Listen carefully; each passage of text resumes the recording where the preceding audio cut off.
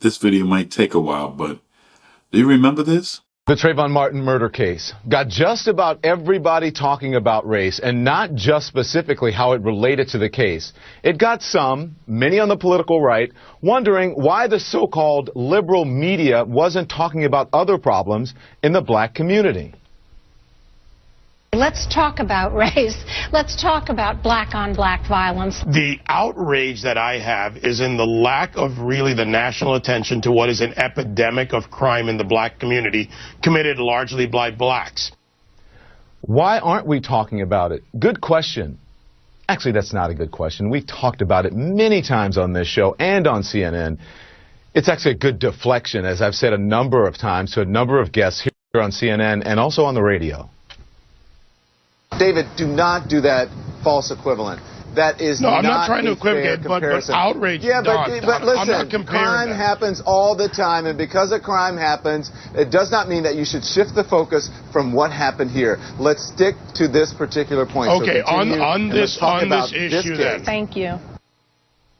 So that's the reason I didn't want to discuss at length crime in the African American community, or how to fix other ills that seem to be plaguing the community in general. But now that the jury has reached its verdict, one that everyone must accept, it's time now for some tough love on the subject. Someone on another network got the chance to go first because I couldn't go during the week. I'm only here on the weekend, so listen to this. The reason there is so much violence and chaos in the black precincts is the disintegration of the African American family. He's got a point. In fact, he's got more than a point. Bill? Raised without much structure, young black men often reject education and gravitate towards the street culture, drugs, hustling, gangs. Nobody forces them to do that. Again, it is a personal decision. He is right about that too. But in my estimation, he doesn't go far enough. Because black people, if you really want to fix the problem, here's just 5 things that you should think about doing. Here's number 5. And if this doesn't apply to you, if you're not doing this, then it doesn't apply to you. I'm not talking about you. Here's number 5. Pull up your pants. Some people, a lot of them black, gave me flack for saying that recently on the Wendy Williams show. If you're sagging, it means, I think it's your self-esteem is sagging, and who you are as a person, it's sagging. Young people need to be taught respect, and there are rules. Sagging pants, whether it's Justin Bieber or no-name Derek around the way, walking around with your ass and your underwear showing is not okay. In fact, it comes from prison when they take away belts from the prisoner so that they can't make a weapon. And then it evolved into which role a prisoner would have during male-on-male prison sex.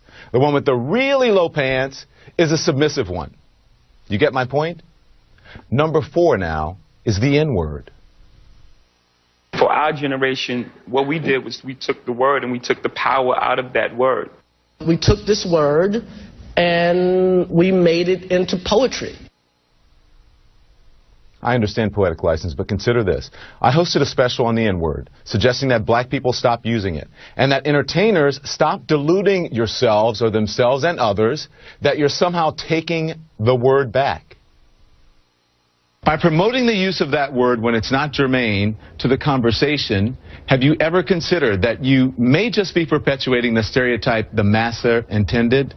Acting like a nigger.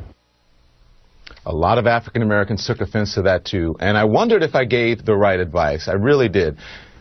But confirmation came the very next day on my way home when I exited the subway on 125th Street in Harlem. This little kid in a school uniform, no older than 7 years old, he was crying his eyes out as he walked down the sidewalk with his mother. I'm going to be honest here. She turned to him and she said, "I'm sick of you. You act like an old-ass man. Stop all that crying, nigger." Is that taking the word back? Think about that. Now number 3, respect where you live. Start small by not dropping trash, littering in your own communities. I've lived in several predominantly white neighborhoods in my life.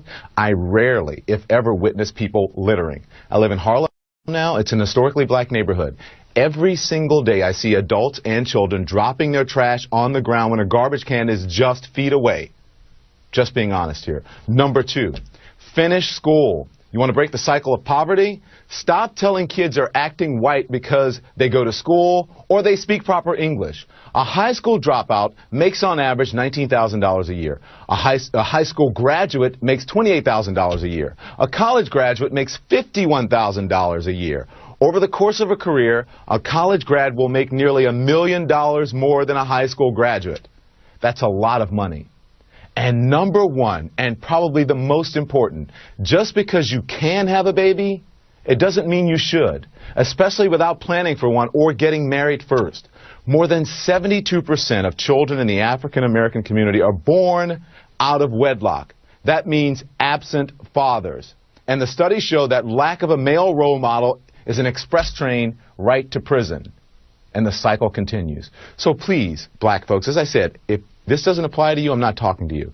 Pay attention to and think about what has been presented in recent history as acceptable behavior. Pay close attention to the hip-hop and rap culture that many of you embrace, a culture that glorifies everything I just mentioned, thug and reprehensible behavior, a culture that is making a lot of people rich, just not you.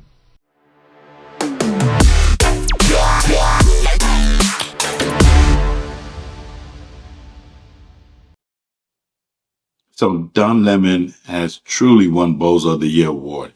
And I'm going to play a video of his rant against white men. And I don't know what's his problem, but let me play the video for you. Can we talk this morning? They're all white men.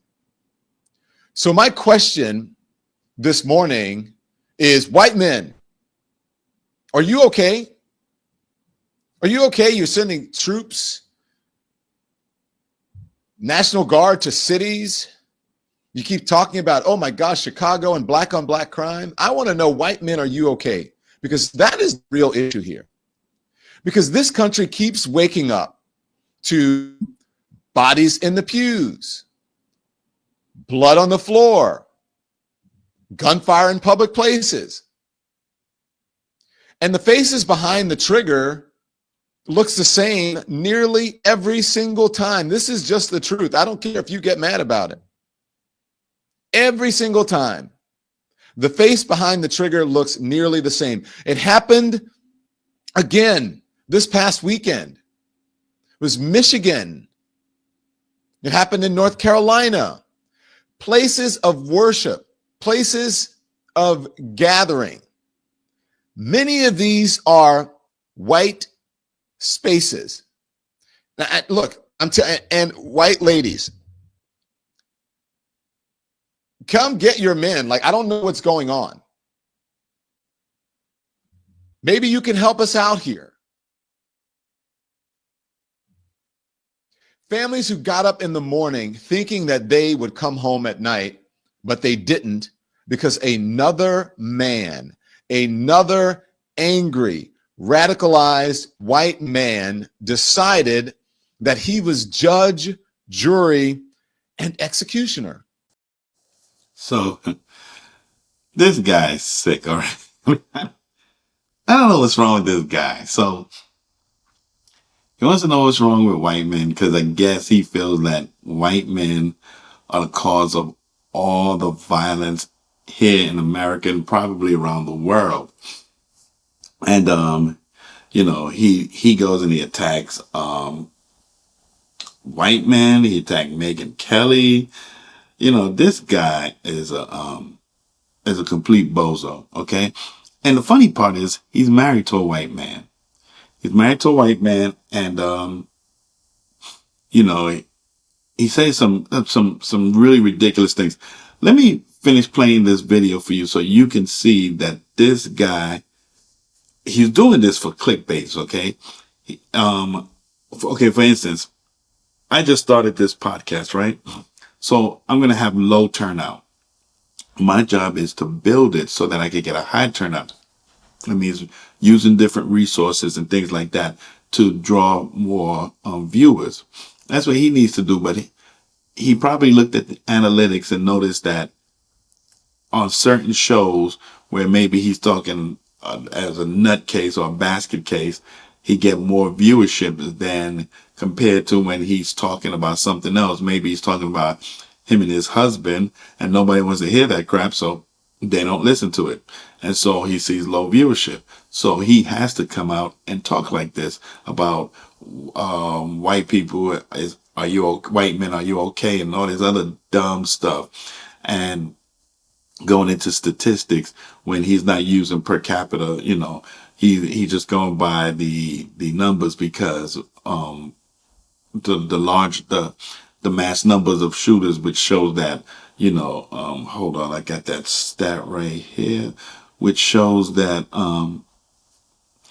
that white Americans, they make up 58% of the population, but have 53% mass shooters. Now that's high compared to black Americans, who make up 13% of the population, but account to 21% mass shooters. Now, the numbers are way different, okay? If you look at the population, if you go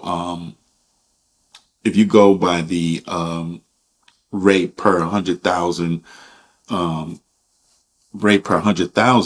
then the numbers is low. It would be 0.05 for whites, while it's 0.09 for blacks. Now think about it. I know you're gonna say, "Oh, there go Mark, always having to find an excuse for white people." No, I'm not. I'm just showing the numbers. And if you look at it, 58% of whites, but 53% commit mass shooting. Okay, blacks are 13% in population, but 21% in mass shootings. So that's why you see a 0.05% for whites, while you see a 0.09% for blacks. So if you really look at it per 100,000, this is from 1966 to 2024. Okay. If you look at the numbers, then you can say that blacks commit more mass shootings per capita than whites, because of the population, but the number of shootings. Okay, so that's how somebody would really look at it. But if you just looked at the raw numbers, yeah, it shows white Americans commit more mass shootings than black Americans. But per capita, black people tend to commit more mass shootings than white, only because of the population, and blacks are 13%, but commit over, or roughly around 21% of mass shootings. So that's how I can explain that. I hope I can explain that to you the best way possible. If you want to know more, you can just ask me. But let me finish playing this video of Bozo Don. White men, something is broken. Something is cracked deep inside when so many of you believe the answer to fear, to loss, to change is violence. Are you listening to me? I hope I'm saying it loud enough for the people in the back.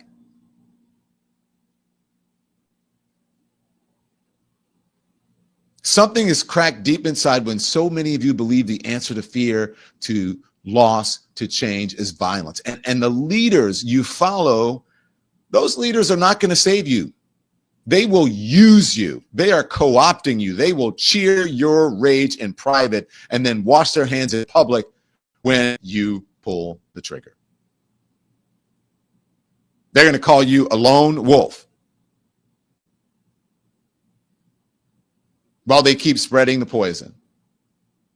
Oh, who's a lone wolf? They're just going to keep spreading the poison, and you are just going to become more radicalized. They will offer thoughts and prayers while they block every law that could have saved lives, could have saved the lives of your loved ones, could have saved your life. They're going to offer thoughts and prayers, and they're just going to block every single law that could help. They're going to ignore every single argument that is beneficial, that is productive, because they want your vote. They want the power. They will scream about the border while the real danger grows right in their own backyard, right in your own backyard. But it's the border. It's those people coming over. I'm tired. I am tired. I'm tired of the cowardice. I am tired of the buffoonery. I am tired of the just outright blatant misinformation. I'm tired of it, because this is not just random crime. This is political violence. It's domestic terrorism. This is radicalization fed. Let's tell the truth here. This radicalization is fed by talk radio, cable news, politicians who need you to be angry. They need you to be armed. They need you to be afraid. Angry, armed, and afraid. And then there you go. Let me take my country back. And every time you pick up a gun, they pick up another talking point, another fundraising email, another seat in power.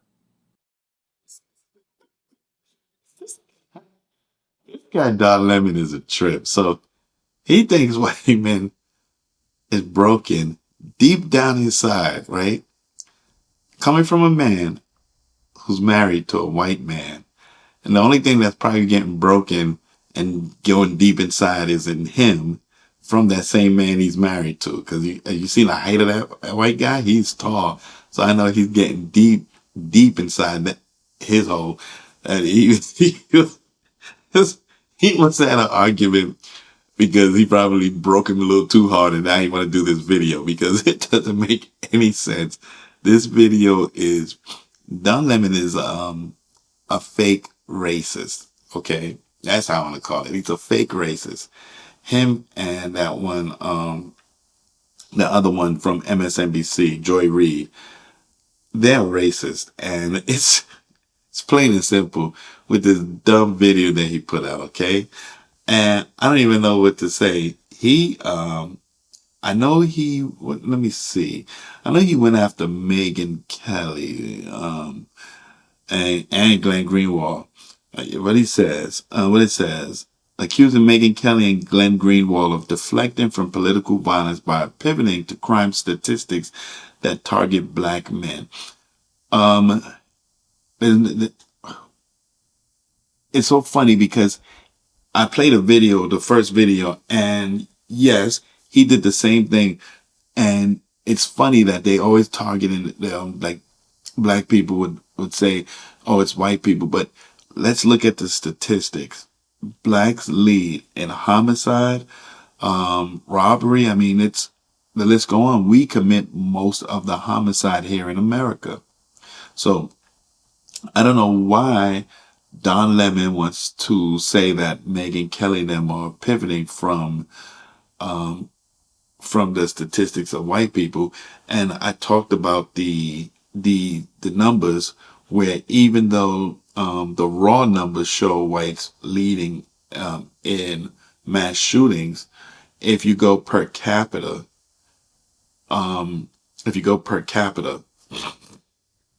because whites are 58%, but 54% mass shooters, whereby blacks are 13% population, but 21% in mass shootings. That's a bigger number. So per capita, blacks lead.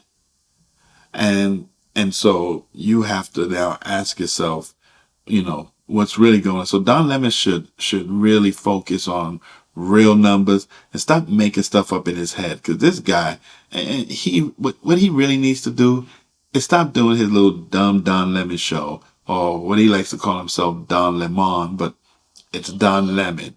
He really needs to stop and just really just find a corner, read a book. Just you don't need to be in the media anymore. You sound very bitter, Dom. Don Lemon definitely seems angry and bitter. And what's hilarious to me, he's always talking about the dangers of white men, how white men are the most dangerous people on the planet, and there's something wrong with them mentally. But as you can see right here, he's married to a white guy. Some of these bigots, people on the left who trash white people the most, are actually married to white men. So you might want to check your sources when you hear all these negative things about white people or black people. A lot of times they're just selling you a load of crap because they just want to push their algorithm and make some clicks and make some quick bucks off of you, and you're not paying attention to what's actually going on. So pay attention, because Don Lemon, the guy who acts like he hates white men, is married to one. Those who are asking for reparations for colonialism, and they're wondering, $100 billion, $24 billion here and there, 500 million there. Some people want to be paid back, and members of the public are wondering, why are we suffering when you are, you have all of this vast wealth? Those are legitimate concerns. Well, I think you're right about reparations in terms of if people want it, though, what they need to do is you always need to go back to the beginning of a supply chain. Where was the beginning of the supply chain? That was in Africa. And when across the entire world, when the slavery was taking place, which was the first nation in the world that abolished slavery? The first nation in the world to abolish it. It was started by William Wilberforce, was the British. In Great Britain, they abolished slavery. 2,000 naval men died on the high seas trying to stop slavery. Why? Because the African kings were rounding up their own people. They had them on cages waiting in the beaches. No one was running into Africa to get them. And I think you're totally right. If reparations need to be paid, we need to go right back to the beginning of that supply chain and say, who was rounding up their own people and having them handcuffed in cages? Absolutely. That's where they should start. And maybe, I don't know, the descendants of those families where they died in the high seas trying to stop the slavery, that those families should receive something too, I think, at the same time. It's an interesting discussion, Hillary. Thank you very much. I appreciate it.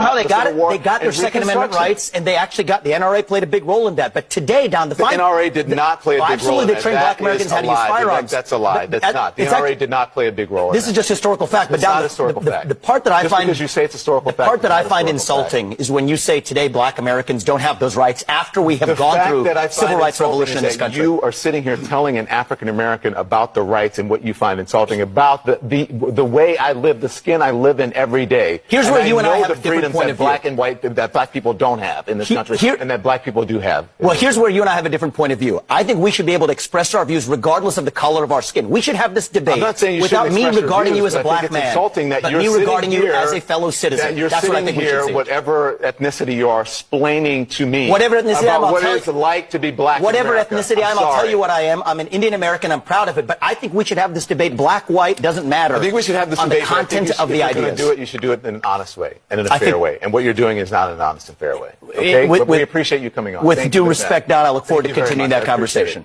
Thank you. The conversation. Thank you so much. Thank you, Pop. We'll talk about China. Yes, let's talk about China. Next time you come back. Oh, thank you. Much to say on declaring independence from China. Okay. Something you can add on now, please. Thank you. Thank you. Don Lemon. We got to talk about. Well, we don't have to talk about Don Lemon, but we're going to. Don Lemon, of course, was fired from CNN a couple of years ago, as you remember. He's since tried to reinvent himself as a podcaster, and it's always interesting to see these traditional cable news people and network news people when they try to pull off this transition. And most of them are not able to pull it off. It doesn't go well. Megyn Kelly is one of the few exceptions. She was obviously a huge star on Fox, and then she went for that stint on, NBC, and didn't go very well because of NBC and how they treated her. And but then she starts her own thing, becomes a podcaster, and she's bigger than ever. Now she's everywhere. She's a bigger star than she ever was. A huge success. One of the rare cases of that happening, someone coming from that world going over to this world and succeeding. Don Lemon is having a different experience. He's been at this podcasting thing for over a year now, maybe 2 years. I don't know. It's not going well. And just to show you, here's what his channel looks like. So these are the most recent 7 or 8 videos from this week. He's averaging, I don't know, generously, let's call that 15 to 20,000 views per episode or per video.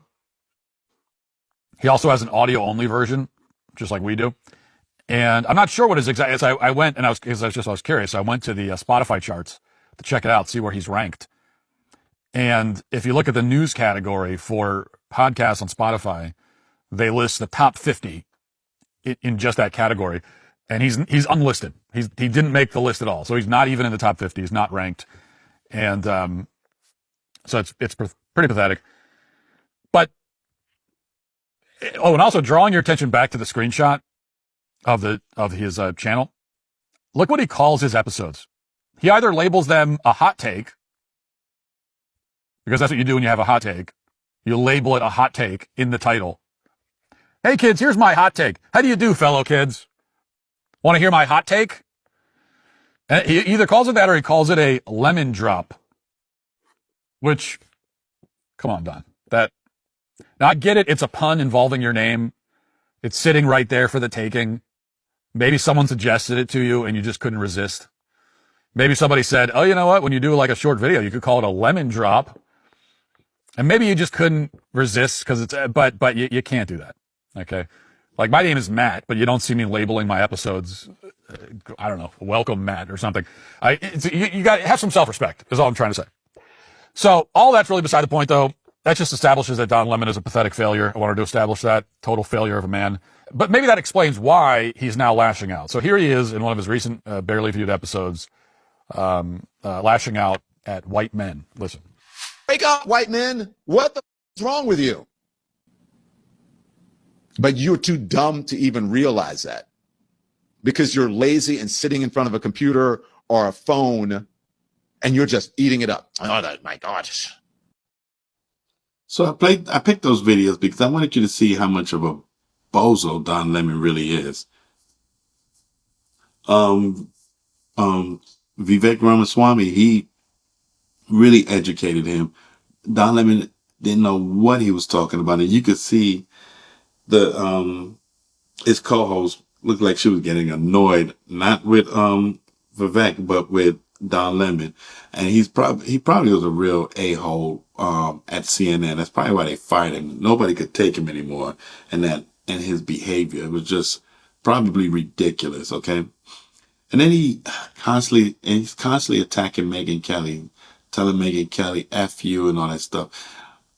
I'm really, getting to the point that he's doing that once again for clickbait and jealousy because he's not doing so well. He's well known, but he's not doing well. I'm a nobody. I don't know anybody. So my job is to build, viewership. And I just started and I'm putting out videos. This is my 61st, episode and I'm going to continue doing it. But that's my job because nobody knows me. And there's a lot of podcasters. There's a lot of podcasters doing what I do. And so it's true competition.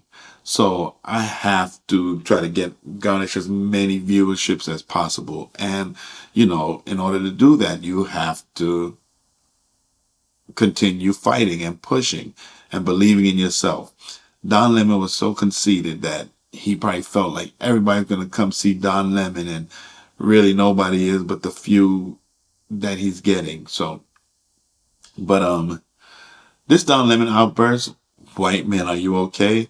This clearly wasn't journalism. It was emotional theater dressed up as moral clarity, okay? Painting an entire demographic with the brush of violence is not just lazy, it's dangerous. It ignores nuance, erases context, and fuels division under the guise of truth-telling. Mass shootings are complex, multivariable crises. They're driven by mental health, access to weapons, social isolation, and yes, sometimes ideology. But reducing it to skin color is the kind of rhetoric that belongs in a tabloid, not a serious conversation. So Don Lemon's rant should be ignored. And please ignore it. Not because it's provocative, but because it's intellectually bankrupt. It offers no solutions, no data, no accountability, just blame. And when blame becomes the currency of discourse, truth goes bankrupt.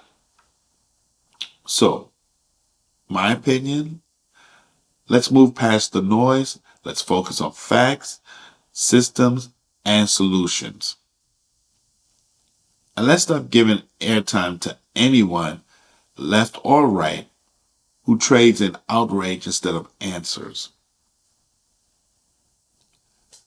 Thank you guys for coming and watching my video. Please remember, like, subscribe, share this channel. And I really hope to see you guys again soon. I'll be dropping another video really soon, okay? On that note, guys, you guys have a good one. Peace.